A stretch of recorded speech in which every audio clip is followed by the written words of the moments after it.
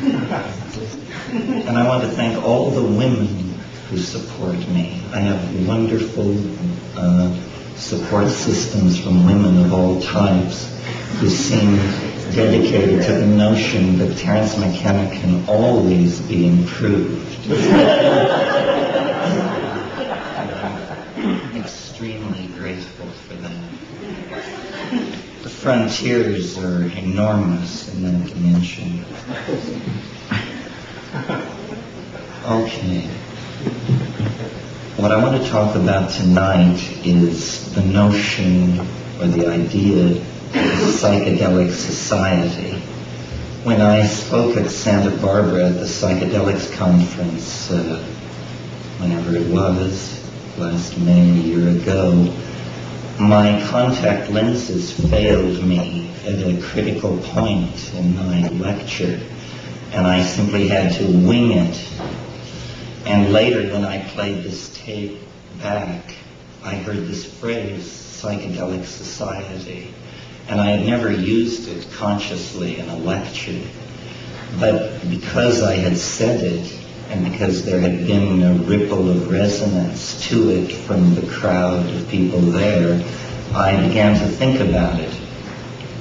And this evening I will just generally assess what it might mean for us. I'm definitely a pioneer in this field. I'm sure you're all familiar with the book Megatrends, which is making quite an impression at the moment. Well, Megatrends nowhere mentions the imminent transformation of human society through the application of psychedelic drugs. I don't know what they were thinking.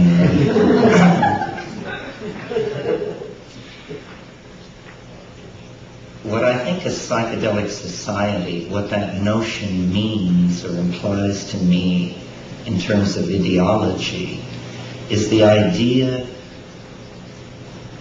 of creating a society which always lives in the light of the mystery of being.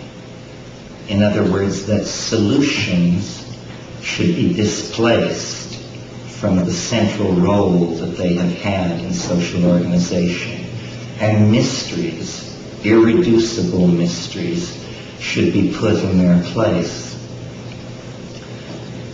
The British enzymologist J.B.S. Haldane in the 1920s in an essay said, "The universe may not only be stranger than we suppose, it may be stranger than we can suppose." And I suggest to you that as we look back over human history, every pinnacle of civilization, whether it be Mayan or Greco-Roman or Sung dynasty, has believed that it was in possession of an accurate description of the cosmos and of man's relationship to it. This seems to go along with the full flowering of a civilization. But from the point of view of our present civilization, we regard all those conceptions as at worst quaint, at best half right, and congratulate ourselves that our civilization at last has its finger on the real description of what is going on.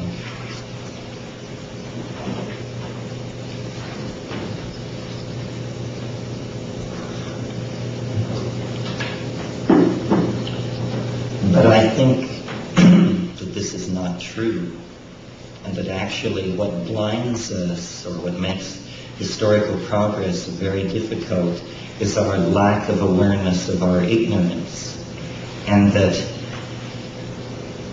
beliefs should be put aside, and that a psychedelic society would abandon belief systems for direct experience.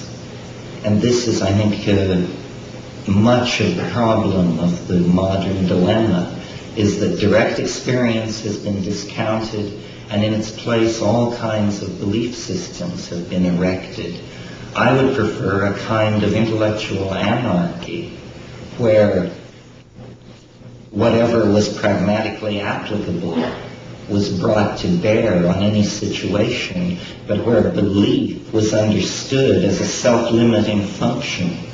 Because you see, if you believe something, you're automatically precluded from believing its opposite, which means that a degree of your human freedom has been forfeited in the act of committing yourself to this belief. And I maintain that it's pointless to have beliefs, in a sense, because the universe really is stranger than we suppose.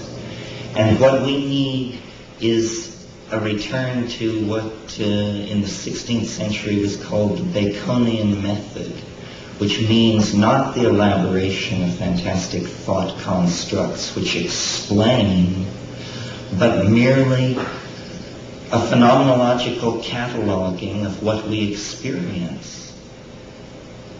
Computer networks and psychedelic drugs and the increased availability of information in the world have actually made possible the evolution of new alien information states which never existed before. And we are processing these things, but at a very slow rate because we are hindered by ideology.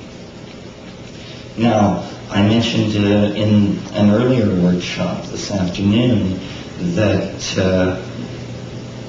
Freudian models, Jungian models of the psychedelic experience, which saw it as somehow a stripping away of resistance and a revealing of complex and hidden emotions and motives and belief systems, has been replaced in the last 5 to 10 years with the shamanic model of hallucinogenic and shamanic experience. This model holds that archaic peoples have deputized special people to probe hidden information fields using psychedelic drugs, and that the information extracted from these information fields is then used to guide and direct the society. Now, I'm interested in this second model and spend time in the Amazon and am familiar with the operational mechanics of shamanism and shamanic personalities and that sort of thing. But I believe, actually, that the psychedelic experience looms larger than the institution of shamanism, and that we hold a unique opportunity, which is sort of the flip side of the culture crisis. Our ability to destroy ourselves is the mirror image of our ability to save ourselves. And what is lacking is a clear vision of what should be done. What should be done is certainly not the accumulation of ever larger nuclear arsenals and the promotion of all kinds of primate game playing of the sort that Tim Leary is well versed in denouncing. What needs to be done is that fundamental ontological conceptions about reality have to be remade. We need a new language, and in order to have a new language, we must have a new reality. It's almost a kind of Ouroboros equation or a bootstrap situation.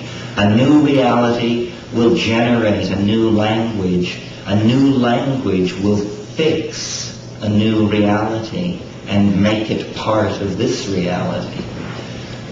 These psychedelic drugs can be conceived of as points on an informational grid. They provide new perspectives on reality. And it is when you connect all the points of perspective that you have on reality that a reasonably applicable model of it begins to appear.